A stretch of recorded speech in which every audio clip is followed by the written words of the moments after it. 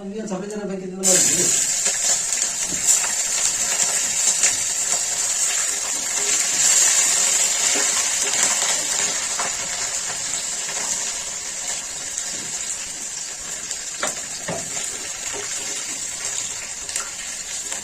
ಎಣ್ಣೆ ಕಾದ ನಂತರ ಸಾಸಿವೆ, ಜೀರಿಗೆ, ಉದ್ದಿನಬೇಳೆ, ಕಡಲೆಬೇಳೆ, ಪುದೀನ ಸೊಪ್ಪು, ಸ್ವಲ್ಪ ಮೆಂತ್ಯ ಸೊಪ್ಪು, ಸ್ವಲ್ಪ ಕಸ್ತೂರಿ ಮೆಂತ್ಯ ಟೇಸ್ಟಿಗೋಸ್ಕರ ಹಾಕೋದು.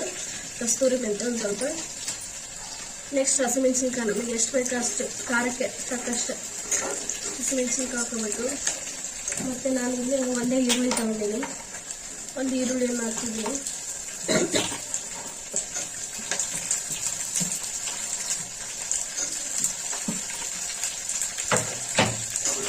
ಒಂದು ಈರುಳ್ಳಿ ತಗೊಂಡು ಹಾಕಿದ್ದೀನಿ. ಸಣ್ಣ ಇಟ್ಕೊಂಡು ಈಗ ಎಣ್ಣೆಲ್ಲ ಸ್ವಲ್ಪ ಫ್ರೈ ಆಗಲಿ.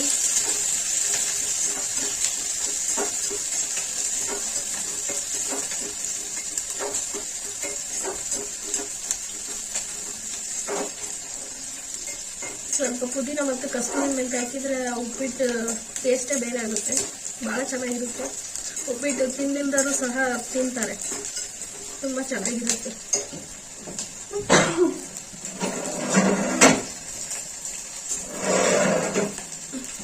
ಸ್ವಲ್ಪ ಈರುಳ್ಳಿ ಫ್ರೈ ಆಗಲಿ.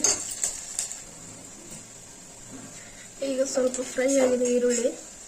ಈಗ ನಾನು 2 ಟೊಮೊಟೊವನ್ನು ತಗೊಂಡಿದ್ದೀನಿ, ಸಣ್ಣಗೆ ಹೆಚ್ಕೊಂಡು.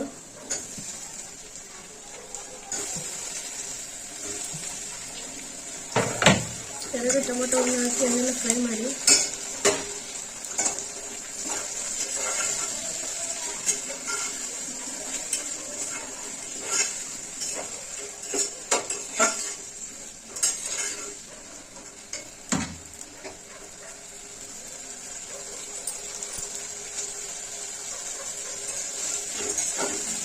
ಸ್ವಲ್ಪ ಇನ್ನೂ ಇದು ಟೊಮೊಟೊ ಎಣ್ಣೆಯಲ್ಲಿ ಸಾಫ್ಟ್ ಆಗೋವರೆಗೂ ಫ್ರೈ ಮಾಡಬೇಕು. ಸ್ವಲ್ಪ ಎಣ್ಣೆಲ್ಲ ಫ್ರೈ ಆಗಲಿ ಟೊಮೊಟೊ. ಈ ಉಪ್ಪಿಟ್ಟು ತಿಂದರೂ ಸಹ ಈ ಥರ ಮಾಡಿಕೊಟ್ರೆ ತುಂಬ ಇಷ್ಟಪಟ್ಟು ತಿಂತಾರೆ. ಈ ಥರ ನೀವು ಒಂದ್ಸರಿ ಟ್ರೈ ಮಾಡಿ ಪ್ಲೀಸ್. ಮತ್ತು ನನ್ನ ಚಾನಲನ್ನು ಸಬ್ಸ್ಕ್ರೈಬ್ ಮಾಡಿ. ನನ್ನ ಚಾನಲನ್ನು ನೋಡಿದಂಥ ಎಲ್ಲ ವೀಕ್ಷಕರಿಗೂ ನನ್ನ ಕಡೆಯಿಂದ ಧನ್ಯವಾದಗಳು. ಪ್ಲೀಸ್ ನನ್ನ ಚಾನಲನ್ನು ಸಬ್ಸ್ಕ್ರೈಬ್ ಮಾಡಿ ಮತ್ತು ಲೈಕ್ ಕೊಡಿ ಮತ್ತು ಕಮೆಂಟ್ ಮಾಡಿ. ಒಂದ್ಸರಿ ನೀವು ಈ ರೆಸಿಪಿಯನ್ನು ಟ್ರೈ ಮಾಡಿ ನೋಡಿ.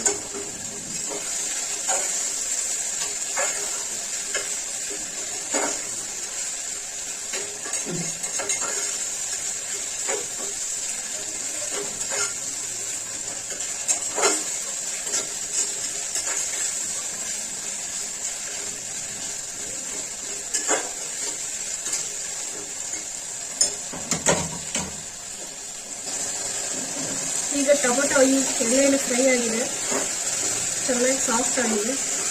ಈಗ ನಾವು ನೀರು ಹಾಕೊಳ್ಳೋಣ. ನಮಗೆ ಉಪ್ಪಿಟ್ಟು ಮಾಡೋಕ್ಕೆ ಎಷ್ಟು ಅಳತೆ ಬೇಕಷ್ಟು ನಾವು ನೀರು ಹಾಕೊತಿದ್ದೀವಿ. ನಾನಿಲ್ಲಿ ನನಗೆ ಎಷ್ಟು ಬೇಕಷ್ಟು ನೀರು ಅಳತೆಯನ್ನು ಹಾಕೊಂಡಿದ್ದೀನಿ ನಾನು.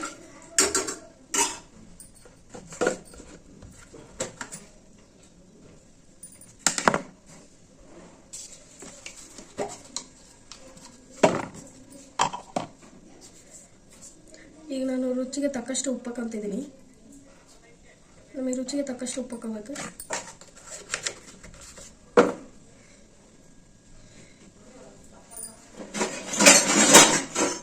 ಈಗ ಇದನ್ನು ನೀರು ಇದು ಕುದಿಬೇಕು. ಹಾಗೆ ನಾವು ಮುಚ್ಚಳವನ್ನು ಮುಚ್ಚಿ ಒಂದು 5 ನಿಮಿಷ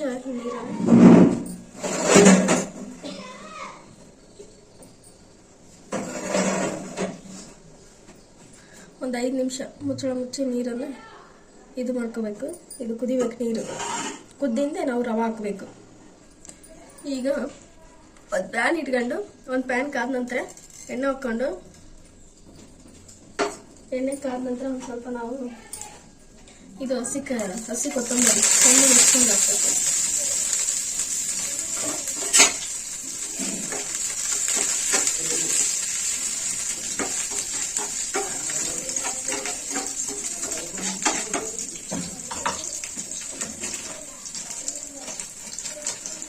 ಇಲ್ಲಿ ನಾನು ಸ್ವಲ್ಪ ಒಣ ಕಸ್ತೂರಿ ಅದನ್ನು ಸ್ವಲ್ಪ ಹಾಕ್ತಿದ್ದೀನಿ.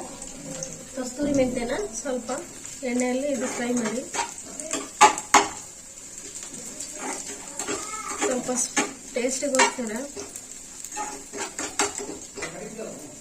ಈಗ ನಾವು ರವೆ ತಗೊಂಡಿವಿ, ರವನ ಇದ್ರಲ್ಲಿ ಹಾಕಿ ಎಣ್ಣೆಯಲ್ಲಿ ಹುರ್ಕೋಬೇಕು. ಲೋ ಫ್ಲೇಮಲ್ಲಿ ಹುರ್ಕೋಬೇಕು ರವನ, ಇಲ್ಲಾಂದರೆ ಜಾಸ್ತಿ ಇಟ್ಬಿಟ್ರಪ್ಪ ಅಂದ್ರೆ ಒತ್ತಿ ಬಿಡುತ್ತೆ, ತಳ ಇಟ್ಕೊಂಡ್ಬಿಡುತ್ತೆ, ರವೆ ಎಲ್ಲ ಒತ್ತಿ ಹೋಗ್ಬಿಡುತ್ತೆ. ಅದಕ್ಕೆ ಲೋ ಫ್ಲೇಮಲ್ಲಿ ಸ್ವಲ್ಪ ರವೆನ ಹುರ್ಕೊಳ್ಳಿ. ರವೆ ಹುರ್ಕೊಂಡಷ್ಟು ಟೇಸ್ಟ್ ಚೆನ್ನಾಗಿರುತ್ತೆ.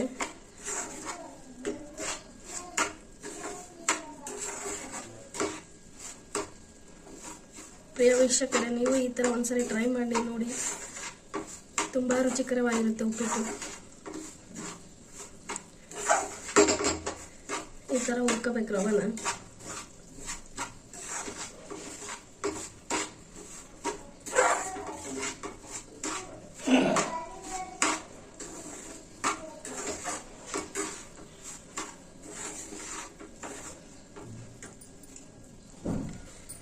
ಈಗ ರವೆಯನ್ನು ಚೆನ್ನಾಗಿ ಹುರ್ಕೊಂಡಿನಿ. ರವೆ ಈಗ ಚೆನ್ನಾಗಿ ಹುರಿದಿದೆ. ಈಗ ಇದು ನೀರು ಕುದೀತಾ ಇದೆ.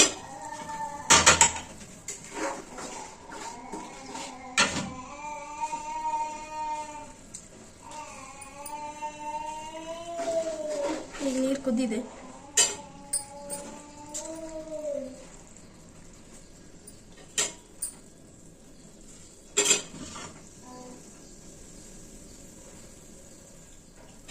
ಈಗ ನಾವು ಹುರಿದಿಟ್ಟಂತಹ ರವನ್ನ ಹಾಕ್ಬೇಕು.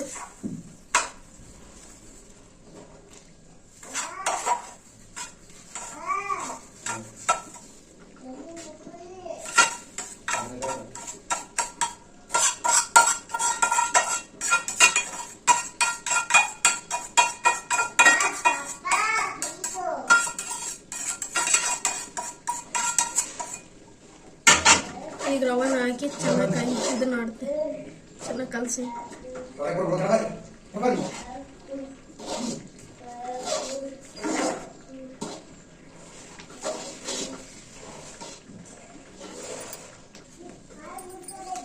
ಈಗ ಉಪ್ಪಿಟ್ಟು ರೆಡಿ ಆಗಿದೆ.